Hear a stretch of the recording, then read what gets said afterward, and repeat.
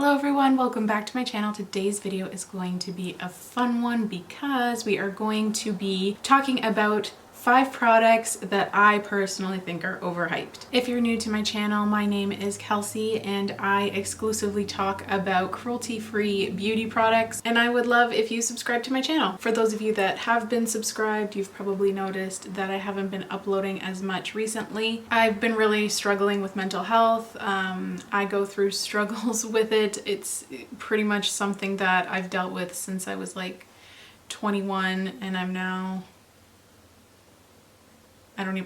I'm 27. Wow. I'm a little spacey because my doctor has put me on a benzodiazepine 3 times a day just because of my panic attacks. So if I'm a little spacey, that's why. I couldn't even remember my age for a second there. But yeah, I've just been really struggling and I've been really focusing on myself, and YouTube kind of had to take a step back. But I'm feeling a little bit better now that I've been on my new regimen for a few days. I'm starting to be able to put makeup on, be able to get myself dressed and brush my teeth like a normal human being. So yeah, I don't know, a couple times a year this seems to happen where I just like plummet and I go downhill real fast. So I'm hoping that now I am back consistently.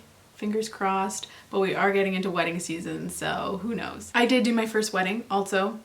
Just a side note, I did my first wedding of the season on Saturday, April 30th, and it went lovely. My bride was fantastic. She's so sweet and she looked super beautiful, obviously. And yeah, that's just kind of my life update. I've just had like a lot of things in my life kind of pile up. You know how life gets, when it rains it pours, and it just really, you know, took me out rather quickly.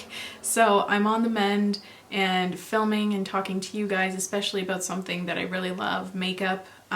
It makes me feel better. So I just wanted to do a quick video. I say quick, but who knows how quick this will actually be. I tend to ramble, so let's just get into it. Also, I just wanted to mention that I got the inspiration from this video from Kelly Gooch. She did a video like this and I really enjoyed what she had to say, and I thought that it was a really interesting concept because, you know, there are products that are just downright not for you, and there are products that are downright like not good quality, but then there are also products that everyone just talks about so highly that when you try them you're like,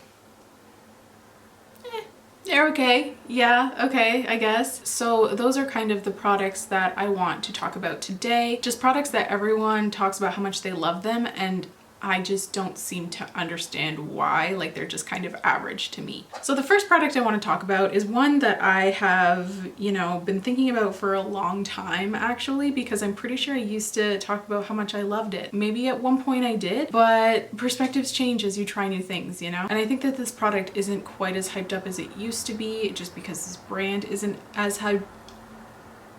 Oh my goodness. I'm sorry, my medication makes me so tired and like spacey. What I was trying to say was, I think that this brand as a whole is just a lot less hyped for many reasons. A lot of them being kind of not related to the quality of their makeup, but to a lot of brand decisions that many people didn't agree with. So the product that I'm talking about is the Hourglass Scattered Light Glitter Eyeshadow. I have the shade Reflect. I have a bunch of them. Not a bunch, I think I have like 5 because I got a couple in a set. Everyone used to talk about how these are like the shimmeriest, prettiest, sparkliest eyeshadows ever, and I just didn't really see it. First of all, I don't know how I'm supposed to stick my finger in this little pot. I'll just dig out a little bit. But these used to be all the rage, and I really didn't see a huge difference between this and like a SuperShock shadow, or even like just a regular highly reflective shadow, honestly. So this is a swatch of it. You can see how sparkly it is, and it is beautiful, don't get me wrong. First of all, is it worth the price tag? Hourglass is a very expensive brand.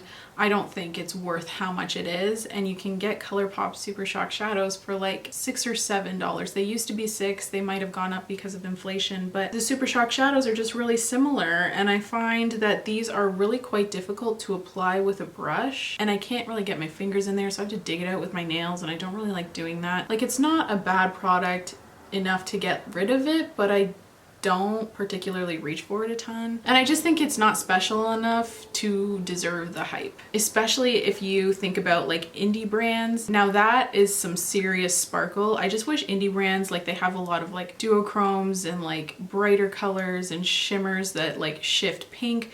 I wish they did something more of like a neutral collection that are highly reflective, have a lot of glitter particles, but are still like everyday appropriate. And by everyday I mean more so like bridal looks, because that's kind of what I've been doing a lot of, and that's a lot of my work as a makeup artist. If you know of any indie brands that have like more neutral collections, please let me know. Leave it in the comments down below. I'd be really interested to try them. I just don't think this was as deserving of the hype that it got. Like, it is reflective, but so are a ton of other eyeshadows. And then, as I mentioned previously, the price tag of it, like for one single shadow, it's a crazy high price tag. I don't even know how much those retail for anymore. I just looked it up. These are $38 for a single pot of eyeshadow, and that's just, it's a lot, you know what I mean? Anyway, I just think you can get something similar for a lot cheaper, and then you get into the brand ethics as well.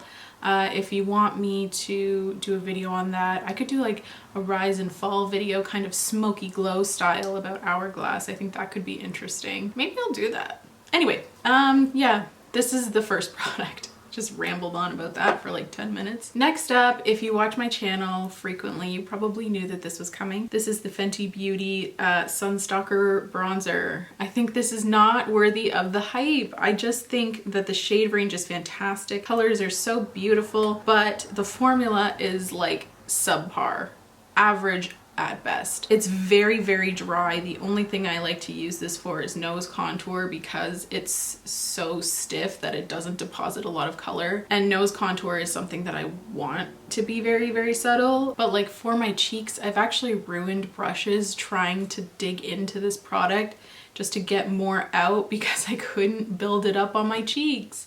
I don't know, I just think that this is so tricky to work with. It goes on smoothly, so it's okay in that regard. It's not patchy, like it's not a bad product. It's just so tricky to build up, and it takes so much work that I don't think it's worth the hype. The only thing that, in my opinion, is really worth the hype is the shade range, because it is really quite good even still. You know, Fenty was the first to launch this many bronzer shades. No one's really done the same thing since. Like, they've come close, but it's not quite the same range, you know? So it really sucks in that regard, because I did want to include this in my makeup artist kit because the shade range is so good, but the formula, if I can't work with it quickly and effectively, it's just, it doesn't really have a place in my pro kit. But I feel like everyone loves this so much, and I just don't get it. It's just so much work to get it to apply nicely. And, you know, I'm kind of lazy. Maybe that's what it is. Maybe I'm just a lazy person. Okay, next one I want to talk about is one by Rare Beauty, and I do have a lot of love for Rare Beauty and Fenty Beauty. If you watch my recent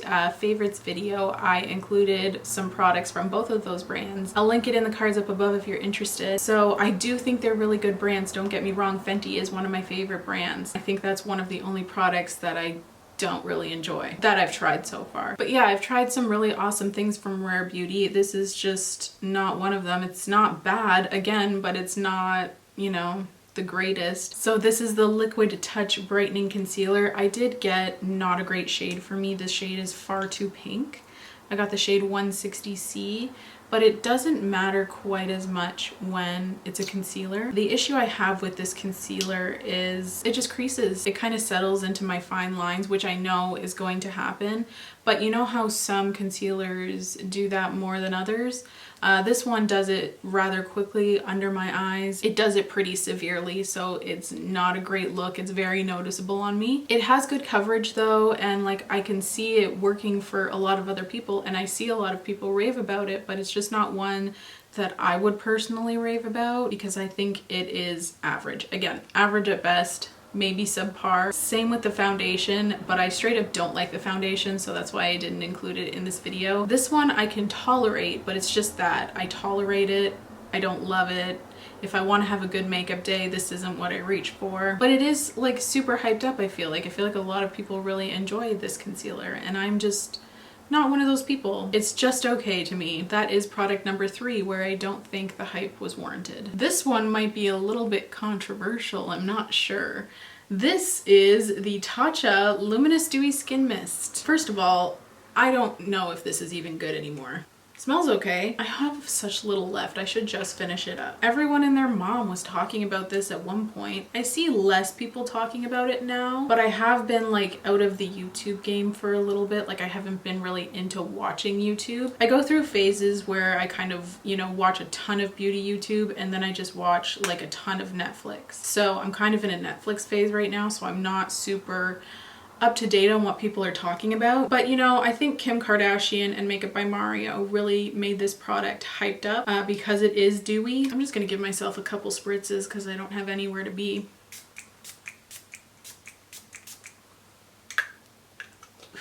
And it does do what it says it's gonna do. It does make you dewy. But in my opinion, it's just too dewy. Like it's almost to the point where I feel greasy. I hear a lot of people talking about how much they love it because it's like a radiant, silky finish that it leaves.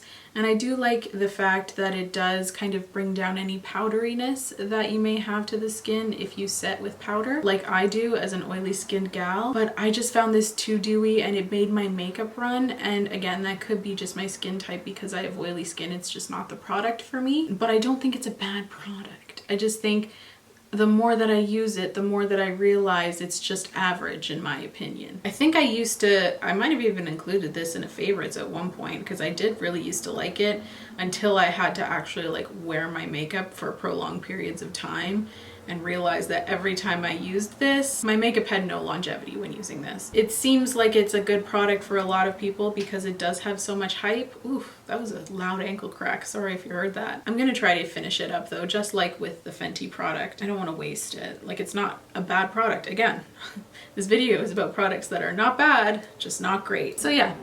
That is my fourth product that I do not think is worth the hype. I think when I said this is going to be a short video, I think I may have been right. Crazy, which is probably good because I don't know how much energy I'll have to edit. So hopefully I can get this up in good time for you guys. Usually my videos are like 50 minutes of filming and then trying to cut it down to 20 minutes. Anyway, the last product I want to talk about, it also might be controversial. I mean, I guess all of these could be controversial because these products were so hyped up that, you know, a lot of people do love them because, you know, hype. This is the Colourpop SuperShock Cheek. I feel like everyone was talking about these, especially back in the day.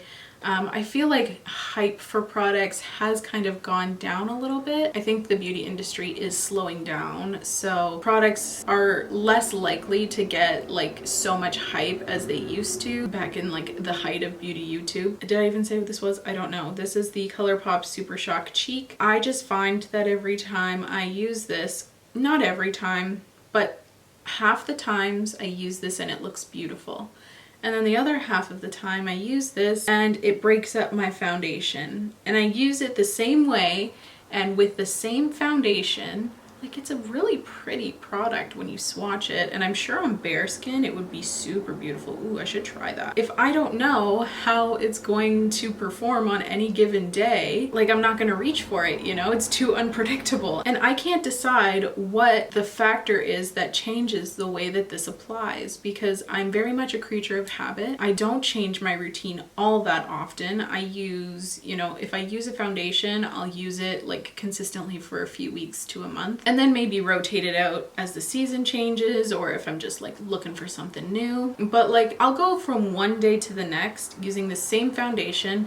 I almost never change up my skincare. Same method of application and it looks completely different and not in a good way. Some days it looks gorgeous and then other days it breaks up my foundation and eats whatever is underneath. I don't know. Like if this is so unpredictable, like I don't want to walk around with patchy highlighter on my face. It's not a good look, you know? So I do really like this product and I in a way understand the hype because when it looks good it looks beautiful, but when it looks bad, like it looks disastrous. That might be a bit of an exaggeration, but you know, like it really like it's noticeable. It looks quite terrible. So yeah, I've asked for tips on using this and a lot of people, you know, have given them and I've tried everything. I've tried fingers, I've tried sponge, I've tried lighter pressure, more pressure when applying. I've tried applying it very, very, very lightly and very sparingly so that I don't disturb what's underneath.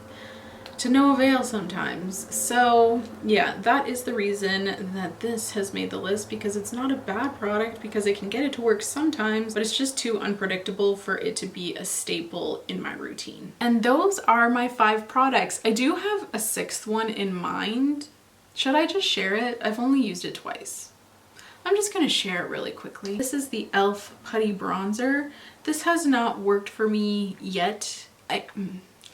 Let me say, I've only used it twice, and the formula is really nice. It's just way too orange for me, and I do get that it's a putty bronzer. I just wish they came out with a lighter shade for fair skin gals like me. They kind of just focused on the middle of the skin tone range, as brands often do. I'm wearing it today, and it looks just like orange on my face, and I don't like that. So I feel like this is not worth the hype for fair skin. The formula is really quite nice and something I enjoy, which I was surprised by because I really didn't like the putty blushes. But I see this everywhere on TikTok right now, and I just can't get into it. I guess all of the TikTokers that I've been watching have been like medium skin tone, I guess. I don't know if that's true, but for me it's just way too orange and wasn't what I'm looking for. I think in the summer this would be really nice on me, so I don't want to write it off yet. But as of now, I don't understand the hype. I think, you know, maybe used up on my cheekbones like as an actual bronzer instead of kind of like a bronzer contour might be the way to go with this product, but that's just kind of how I'm feeling. But I've only used it twice, so this is kind of like an honorable mention because it could change in the future. I hope it does. I hope it can make it work for me because the formula is quite nice. Anyways, those are my 5 products that I think are not worth the hype. Please don't get mad at me. We can totally have different opinions. I'd be interested to know what products you think are not worth the hype, because they could be products that I really love. And yeah, I think that is it from me today. Thank you so much for tuning in, and thank you so much for watching if you've made it this far. Please don't forget to subscribe if you want to. If you don't, that's okay. I just really appreciate you being here. It helps out my channel so very much by you watching, so thank you. Please leave any video requests you may have in the comments down below, and I'll see you in my next video. Bye guys!